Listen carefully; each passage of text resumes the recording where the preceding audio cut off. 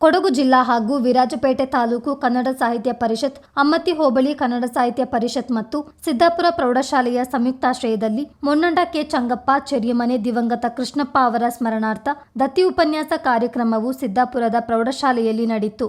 ಸಾಹಿತಿಗಳಾದ ಸೋಮೆಯಂಡ ಕೌಶಲ್ಯ ಸತೀಶ್ ಕನ್ನಡ ಹಾಗೂ ಕೊಡವ ಭಾಷಾ ಬೆಳವಣಿಗೆ ಎಂಬ ವಿಷಯದ ಕುರಿತು ಉಪನ್ಯಾಸ ನೀಡಿದರು. ಅನೇಕ ಕನ್ನಡದ ಆದಿ ಕೃತಿಗಳಲ್ಲಿ ಕೊಡವ ಭಾಷೆ ಹಾಗೂ ಜನಾಂಗದ ಕಲೆ, ಜಾನಪದ, ಸಂಸ್ಕೃತಿ, ಜೀವನ ಶೈಲಿಗಳ ಬಗ್ಗೆ ಉಲ್ಲೇಖವಿದ್ದು, ಸರ್ಕಾರ ಭಾಷೆಯ ಅಭಿವೃದ್ಧಿಗೆ ಹೆಚ್ಚಿನ ಗಮನ ಹರಿಸಬೇಕೆಂದು ಹೇಳಿದರು. ಒಂದು ರಾಜಧಾನಿ ಬನವಾಸಿಯಾಗಿತ್ತು. ಆ ಬನವಾಸಿಯು ಕೂಡ ಪುಳಿಗೆರೆ ಅನ್ನುವಂತ ಶಬ್ದಗಳನ್ನು ಬಳಸ್ತಾರೆ. ಅಲ್ಲಿಂದ ಹಿಡಿದು ನಮ್ಮ ಕಾವೇರಿಯ ಈ ನೆಲ ಮಹಾರಾಷ್ಟ್ರದ ಗೋದಾವರಿ ನದಿ ತೀರದವರೆಗೆ ಕೂಡ ಕನ್ನಡದ ನೆಲ ಸೇರಿತ್ತು. ಅಂದ್ರೆ ಭಾವಿಸಿದ ಜನಪದ ವಿಶೇಷ ವಲಯ ಮತ್ತು ಈ ವಸುದೆಯೊಳಗಡೆ, ಈ ಭೂಮಿಯೊಳಗಡೆ ಇದ್ದಂತ ಜನರಲ್ಲಿ ವಿಶೇಷ ರೀತಿ ವಿಭಿನ್ನ ರೀತಿಯ ಬುಡಕಟ್ಟು ಜನಾಂಗ ಕೂಡ ಇತ್ತು ಅನ್ನೋಂಥ ಉಲ್ಲೇಖವನ್ನ ಆ ಒಂದು ವಾಕ್ಯದಲ್ಲಿ ಅವನು ಮಾರ್ಗಕಾರ ಹೇಳ್ತಾನೆ. ಅದನ್ನ ಹೇಳ್ಬೇಕು ಅಂತಂದ್ರೆ ಪ್ರಾಯಶಃ ಈ ನೆಲದಲ್ಲಿ ವಿಭಿನ್ನ ಒಂದು ಆಚರಣೆ, ವಿಭಿನ್ನ ಜನಾಂಗವನ್ನು ಅವನು ಕಂಡಿದ್ದ ಅನಿಸುತ್ತೆ. ಹಾಗಾಗಿ ಭಾವಿಸಿದ ಜನಪದ ಒಂದೇ ವಲಂ ಅನ್ನುವಂತ ಎಲ್ಲ ಕೂಡ ಒಂದೇ ಕುಲ ಅಂತ ಹೇಳ್ಕೊಂಡು ಆ 3 ವಾಕ್ಯದಲ್ಲಿ ಅವನು ಮುಗಿಸ್ತಾನೆ. ಹಾಗಾಗಿ ಕನ್ನಡದ ಪ್ರಾಚೀನತೆಯ ಜೊತೆಗೆ ಕೊಡಗಿನ ಈ ಪ್ರಾಚೀನತೆ ಕವಿರಾಜ ಮಾರ್ಗದಲ್ಲೂ ನಮಗೆ ಕಾಣಸಿಗುತ್ತೆ. ಅದೇ ರೀತಿ ಕದಂಬರ ಆಳ್ವಿಕೆ ಕೇರಳದಲ್ಲಿ ಇದ್ದಂತ ಸಂದರ್ಭದಲ್ಲಿ ಚಂದ್ರವರ್ಮನ ಕಾಲದಲ್ಲಿ ತುರ್ಕರ ವದಂಡು ಬಂದು ಕೇರಳವನ್ನ ಒಡೆದೊರಡಿಸುವಾಗ ಆಕೆ ದಾಳಿ ಮಾಡುವಾಗ ಇಲ್ಲಿಂದ ಯೋಧರು ಅಲ್ಲಿಗೆ ಹೋಗಿ ಯುದ್ಧ ಮಾಡಿ ಅವನಿಂದ ಪ್ರಶಂಸೆಯನ್ನ ಪಡೆದುಕೊಂಡು ಬಂದಿದ್ರು ಅನ್ನೋ ಉಲ್ಲೇಖವನ್ನ ಪ್ರಾಚೀನ ಸಾಹಿತ್ಯ ನೀಡುತ್ತೆ. ಹಾಗಾಗಿ ಕನ್ನಡದ ಪ್ರಾಚೀನತೆ ಎಷ್ಟಿದೆಯೋ ಕೊಡವ ಭಾಷೆಯ ಪ್ರಾಚೀನತೆ ಕೂಡ ನಾವು ಕಾಣ್ಬೋದು. ಕೊಡವ ಭಾಷೆಯಲ್ಲಿ ನಾವು ಇದುವರೆಗೆ ಯಾವುದೇ ಲಿಪಿ ಇಲ್ಲದ ಕಾರಣ, ಯಾವುದೇ ಆಧಾರ ಇಲ್ಲದೆ, ಯಾವುದೇ ಶಾಸನಗಳು ಇಲ್ಲದೆ, ಒಂದು ಕೃತಿ ಇಲ್ಲದೆ ನಾವು ಇವರ ಒಂದು ಅಸ್ತಿತ್ವವನ್ನ ಪುರಾತನ ಕಾಲದಿಂದಲೂ ನಾವು ತಗೊಂಡು ಬರ್ಬೋದು. ಅದೇ ರೀತಿ ನಮ್ಮ ಕನ್ನಡದ ಒಂದು ಪ್ರಾಚೀನತೆ ಬರೀ 2500 ವರ್ಷಗಳ ಹಿಂದೆಯ ಅಂತ ನಾವು ತುಲನಾತ್ಮಕವಾಗಿ ನೋಡಿದಾಗ ಮಹಾಭಾರತದ ಭೀಷ್ಮ ಪರ್ವ ಅದು ಪುರಾಣ ಅಲ್ಲ, ಅದೊಂದು ನಾಗರಿಕತೆಯ ಉಗಮ. ಅಂತ ಒಂದು ಉಲ್ಲೇಖದಲ್ಲಿ ಕೂಡ ದ್ರಾವಿಡ, ಕೇರಳ, ಕರ್ನಾಟಕ ಅನ್ನುವಂತ ಒಂದು ಉಲ್ಲೇಖವನ್ನ ಮಹಾಭಾರತ ಭೀಷ್ಮ ಪರ್ವದಲ್ಲಿ ಹೇಳ್ತಾರೆ. ಅದೇ ರೀತಿ ಕೊಡವರ ಒಂದು ಜಾನಪದ ಸಾಹಿತ್ಯದಲ್ಲೂ ಕೂಡ ಪಾಂಡವರು ಕೂಡ ಈ ಕೊಡಗಿನ ನೆಲೆಗೆ ಬಂದಿದ್ರು. ಇಲ್ಲಿ ಕೂಡ ಅವರು ಬಂದು ಅವರ ಉಲ್ಲೇಖವನ್ನ ನೀಡು ಅವರ ಸಾಕ್ಷಿಯನ್ನ ಬಿಟ್ಟು ಹೋಗಿದ್ದಾರೆ ಅನ್ನುವಂತ ಒಂದು ಸಾಹಿತ್ಯ, ಒಂದು ಜನಪದ ಒಂದು ಕಥೆಯ ಮುಖಾಂತರ ನಾವು ತಿಳಿಬಹುದು.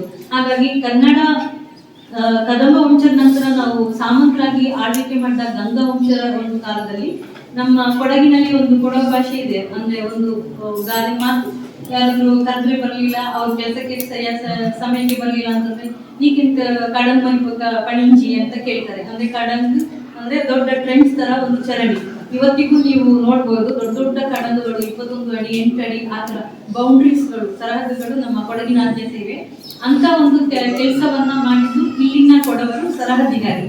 ಅಂತ ಒಂದು ಕಡಂಗು ಒಂದು ಉಲ್ಲೇಖವನ್ನ ಗಂಗರ ಒಂದು ಉಲ್ಲೇಖದಲ್ಲಿ ಕ್ರಿಸ್ತಶಕ 888 ಪಣ್ಣೆ ಕಡಂಗು ಅನ್ನುವಂಥ ಒಂದು ಶಬ್ದದ ಉಲ್ಲೇಖವನ್ನ ನಾವು ಸಾಕ್ಷ್ಯ ರೂಪದಲ್ಲಿ ತೆಗೆದುಕೊಂಡಾಗ ಅವತ್ತು ಕನ್ನಡದಲ್ಲಿ ಈ ನೆಲದಲ್ಲಿ ಕೊಡವ ಭಾಷೆಯು ಜೀವಂತವಾಗಿತ್ತು ಅಂತ ನಾವು ನೆನೆಸ್ಬೋದು. ಅದೇ ರೀತಿ ಇವತ್ತು ನಾವು ಕೊಡವ ಭಾಷೆಯನ್ನ ಬಳಸ್ಕೊಂಡು ಬರುವಾಗ ಕನ್ನಡ ಲಿಪಿಯನ್ನ ಬಳಸ್ತೀವಿ. ಕನ್ನಡವನ್ನ ಎಷ್ಟು ರೀತಿಯಲ್ಲಿ ಹಾಕೊಂಡಿದೆ ಅಂತಂದ್ರೆ ಒಂದು ಕನ್ನಡದ ಅಸ್ತಿತ್ವ ಇಲ್ಲದೆ ಕೊಡವ ಭಾಷೆ ಇಲ್ಲ, ಕನ್ನಡದ ಲಿಪಿ ಇಲ್ಲದೆ ಕೊಡವ ಲಿಪಿ ಇಲ್ಲ, ಕೊಡವ ಭಾಷೆ ಇಲ್ಲ, ಅಭಿವ್ಯಕ್ತಿ ಇಲ್ಲ. ಅಷ್ಟರ ಮಟ್ಟಿಗೆ ನಾವು ಕನ್ನಡವನ್ನ ಹಾಕೊಂಡು ಬಿಟ್ಟಿದ್ದೀವಿ. ಕೊಡವ ಭಾಷೆ ವಿಭಿನ್ನ ಆದ್ರೂ ಅದರ ಧ್ವನಿಮಾ ವ್ಯವಸ್ಥೆ ವಿಭಿನ್ನ ಆದ್ರೂ ವ್ಯಾಕರಣ ಶಬ್ದ ಗ್ರಂಥಗಳು, ನಿಮ್ಮಲ್ಲಿ ಬರುವಂತಹ ಕೃದಂತ ನಾಮಗಳು, ಅಂತಹ ನಾಮಶೇಷಗಳು ಇವೆಲ್ಲ ನಾವು ವಿಭಿನ್ನವಾಗಿ ನೋಡಿದ್ರು ಕೂಡ ಕನ್ನಡವನ್ನ ಹಾಕೊಂಡು ಬೆಳೆಯುವಂತೆ ಇಲ್ಲಿರುವಂತಹ ಒಂದು ನಾಡಿನ ಇರ್ಬೋದು ಅಥವಾ ಸ್ಥಳನಾಮೆಗಳಿರ್ಬೋದು ಎಲ್ಲ ಪ್ರಾಚೀನ ಸಮಯದಲ್ಲಿ ಕೊಡವ ಭಾಷೆಯಲ್ಲಿ ಪೂರ್ವದ ಹಳೆಗನ್ನಡದ ರೂಪದಲ್ಲಿ ಮತ್ತು ಹೊಟ್ಟೆಯಲ್ಲೂ ಇರುವಂತಹ ಸೈಂಟ್ ಅಂಡ್ ಮೆನಿಸ್ ಅನ್ನುವಂತ ಒಂದು ಭಾಷೆಯ ವರ್ಗದಲ್ಲಿ ನಾವು ಗುರುತಿಸಬಹುದು.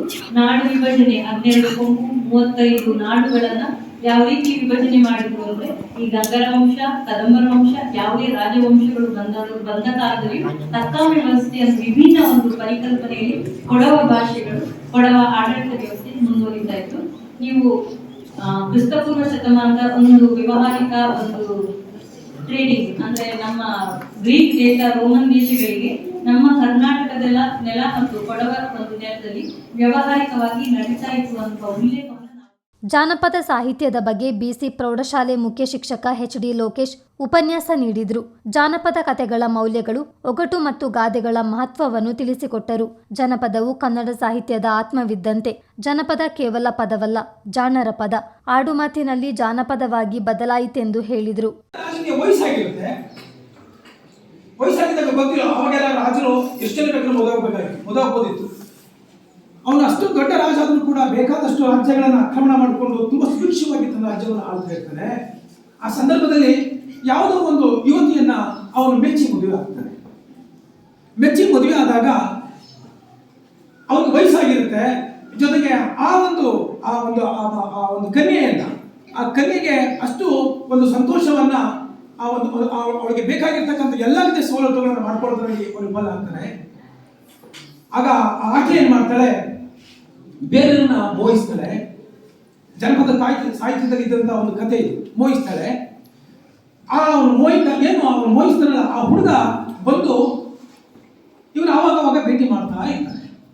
ಇವನು ಯುದ್ಧಕ್ಕೆಲ್ಲ ಹೊರಗಡೆ ಹೋದಾಗ ರಾಜನಿಗೆ ಯಾರೋ ಬಂದು ಹೇಳ್ತಾರೆ, ಹೀಗೆ ನೀನು ಯುದ್ಧಕ್ಕೆಲ್ಲ ಹೋದಾಗ ನಿನ್ನ ಮಡದಿ ಈ ರೀತಿ ಬಂದು ಬೇರೆಯವ್ರನ್ನ ಪ್ರೇಮಿಸ್ತಾ ಇದ್ದಾಳೆ ಅಂತಕ್ಕಂಥ ಮಾತನ್ನ ಹೇಳ್ತೀನಿ. ಇವನು ಏನ್ ಮಾಡ್ತಾನೆ, ಚೆಸ್ಟ್ ಮಾಡಬೇಕು ಅಂತ ಯೋಚನೆ ಮಾಡಿ ಒಂದ್ಸಲ ನಾನು ಹೊರಗಡೆ ಹೋಗ್ತೀನಿ ಅಂತ ಆ ಹೆಂಡತಿಗೆ ಹೇಳಿ ಮೇಲೆ ಅಟ್ಟದ ಮೇಲೆ ಕುತ್ಕೊಂಡ್ಬಿಡ್ತಾನೆ ಆ ದೇಶದ ರಾಜ. ಇವಳು ಗೊತ್ತಿಲ್ಲ. ಆ ಸಂದರ್ಭದಲ್ಲಿ ಇವಳು ಏನ್ ಮಾಡ್ತಾಳೆ, ಅವನು ಬಂದ್ಬಿಡ್ತಾನೆ. ಹಾಗಾದ್ರೆ ಅವನ ಗೆಳೆಯ ಬರ್ಬೇಕಾದ್ರೆ ಏನ್ ಮಾಡ್ತಾಳೆ, ಇವಳು ತರಕಾರಿ ಮುಟ್ಟಿಸ್ತಾ ಇರ್ತಾಳೆ. ಅವನಲ್ಲಿ ಬಂದು ಇನ್ನೇನು ಒಳಗಡೆ ಬರಬೇಕು, ಇವಳು ಗೊತ್ತಾಗುತ್ತೆ ಮೇಲ್ಗಡೆ ಏನೋ ಶಬ್ದ ಆಗುತ್ತೆ, ಯಾರೋ ಇದ್ದಾರೆ ಅಂತ ಅಂದ್ಬಿಟ್ಟು ಆಗ ಇವಳು ಮಾರ್ಮಿಕವಾಗಿ ಬರಬೇಡ ಅಂತ ಹೇಳಕ್ಕಾಗಲ್ವಲ್ಲ, ಗೊತ್ತಾಗ್ಬಿಡುತ್ತೆ, ಮೇಲೆ ಕೇಳಿಸ್ಕೊಂಡ್ಬಿಡ್ತಾನೆ. ಬರಬೇಡ ಅಂತ ಅಂದ್ರೂ ಕೂಡ ಇವಳು ಗೊತ್ತಾಗುತ್ತೆ. ಅದಕ್ಕೇನ್ ಮಾಡ್ತಾಳೆ ಅಂತಂದ್ರೆ ಹೇಳ್ತಾಳೆ, ಎಷ್ಟು ಚೆನ್ನಾಗಿ ಹೇಳ್ತಾಳೆ ಅಂತಂದ್ರೆ, ಸುತ್ತಿ ಸುತ್ತಿ ಬರಬೇಡ ನನಗಾಗಿ, ಮೇಲೊಬ್ಬ ಕೂತಿಹನು ನಿನಗಾಗಿ. ಸುತ್ತಿ ಬುತ್ತಿ ಬರಬೇಡ ನನಗಾಗಿ, ಮೇಲೊಬ್ಬ ಕೂತಿಹನು ನಿನಗಾಗಿ, ಪ್ರಾಣ ಕೊಡಲು ಸಿದ್ಧ ನಿನಗಾಗಿ, ಒಂದು ಅರ್ಧ ಗಂಟೆ ಬಿಟ್ಕೊಂಬ ಹೋಗೀಗ ಅರಗಾಗಿ ಅಂತ ಮಾತಾಡ್ತಾರಂತೆ. ಅವನು ಅರ್ಥ ಮಾಡ್ಕೊಂಡು ಹೋಗ್ಬಿಡ್ತಾನಂತೆ. ಎಂತ ಜಾನಪದ ಒಂದು ಕವಿತೆ ಯೋಚನೆ ಮಾಡಿದ್ವಿ. ಯಾಕೆಂತಂದ್ರೆ ಈ ಮೀನಿಗೆ ಗಾಳ ಹಾಕ್ತಾರೆ ನೋಡಿ, ಆ ಗಾಳ ಹಾಕ್ದಾಗ ಗಾಳಿಗೆ ಚಿಕ್ಕಂದು ಅಂತ ಎರವಳ ಹೇಳ್ತಕ್ಕಂಥ ಮಾತಂತೆ. ಅಪ್ಪ ಮೀನ್ ಸುತ್ತ ಇರ್ತದೆ, ಸುತ್ತಿ ಸುತ್ತಿ ಬರಬೇಡ ನನಗಾಗಿ, ನಿನಗೋಸ್ಕರ ಮೇಲೆ ಕೂತವನು ಒಬ್ಬ ಅದಕ್ಕೆ ಹಿಡ್ಕೊಂಡ್ಬಿಡ್ತಾನೆ ಅಂತ. ಆ ಮೀನಿಗೆ ಗಾಳ ಹಾಕ್ತಕ್ಕಂಥ ವ್ಯಕ್ತಿ ಇರ್ತಾನಲ್ಲ, ಅವ್ನು ಕಾಯ್ತಾ ಇದ್ದಾನೆ ಮೀನ್ ಸಿಕ್ಲಿ ಅಂತ. ಆಗ ಆ ಎರವಳ ಹೇಳೋದು, ಸುತ್ತಿ ಸುತ್ತಿ ಬರಬೇಡ ನನಗಾಗಿ ಮೀನಣ್ಣ, ನಿನಗಾಸ್ಕೋ ಬೇರೆ ಕಾಯಕ್ ಕೂತವನೆ, ಒಂದು ಅರ್ಧ ಬಿಟ್ಕೊಂಡ್ ಬರೋಕು, ಆಮೇಲೆ ಬಂದು ನಾನು ಸಿಗಾಕೋತೀನಿ ಅಂತಕ್ಕಂಥ ಮಾತನ್ನ ಮಾರ್ಮಿಕವಾಗಿ ಹೇಳ್ತಾಳೆ ಆ ಜಾನಪದದ ಹುಡುಗಿ. ಅಂತಂದ್ರೆ ಇದು ಜಾನಪದ ಇರ್ತಕ್ಕಂಥ ತಾಕತ್ತು ವಿದ್ಯಾರ್ಥಿಗಳೇ. ಇದನ್ನ ನೀವು ಬೆಳೆಸ್ಕೋಬೇಕು. ಇವೆಲ್ಲ ನಿಮ್ಮ ನಾಲೆಡ್ಜ್ ಜಾಸ್ತಿ ಮಾಡ್ತದೆ.